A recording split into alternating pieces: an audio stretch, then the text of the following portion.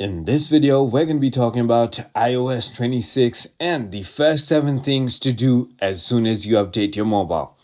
So, first things first, simply head into your settings and I'm going to talk about wallpapers. As you know, wallpapers have completely changed it. As you can see on the wallpaper on your lock screen, you can also put spatial wallpapers. You could also play around with your timer clock, and then you can put it right behind your subject.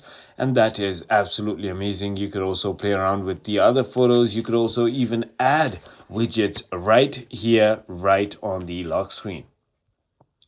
So that is the first thing that we had to talk about on the iOS 26. Now, the other thing I want to talk about is gonna be your mixing on your music.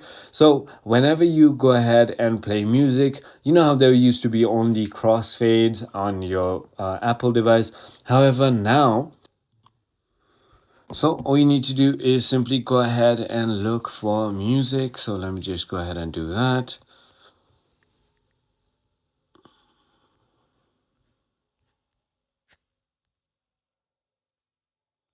And once you've done that, go to song transitions. And now if you turn this on, as you can see, there is going to be auto mix style right up over here.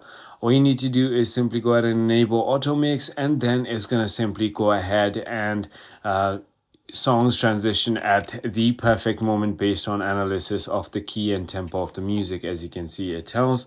So that is going to be our second feature. The third thing you want to not miss is going to be your screenshot settings. So let me just head into my screenshot settings real quick. So there's going to be a setting called screen capture. So let me just go ahead and look at that. So there you go, there's screen capture. Now turn on full screen previews. And once you go ahead and do that, this whole section is a new thing, by the way. It was not there before. Now, if you simply go ahead and get a screenshot, as you can see, like I'm about to do. All right, see, it's going to simply go ahead and let me to play around right over here on the markup and right over here without having to go into the actual small icon itself.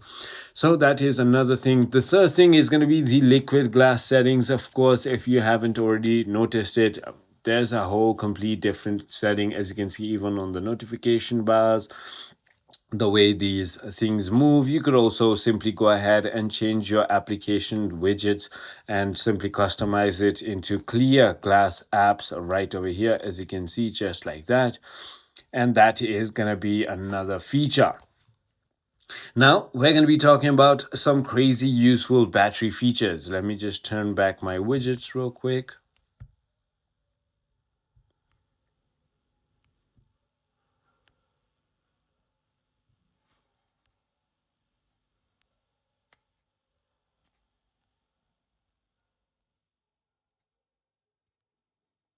All right. So now in order to go ahead and check for the battery feature, simply head into your settings and now look for battery. Once you've opened your battery, as you can see now, it shows you exactly how much it is charging and what time it was charged to more than 100 from. And as you can see, it's also asking, it's also going to show you daily usages, and it's also going to show you average battery usage by this time as well. And there's something called adaptive power. So that is something which is very, very useful when you go to charging. You could also limit right over here, but my favorite is the adaptive power settings. So simply go ahead and head into your power settings, and then simply turn on your adaptive power.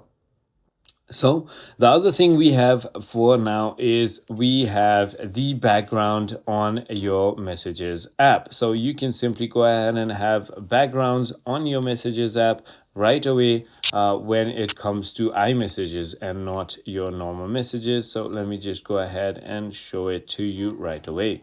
So as you can see, I've already changed the background right here. It looks absolutely fantastic, and you can talk to people just like this, and this is actually your messages. So I hope this video was helpful to you. If it was, hit that like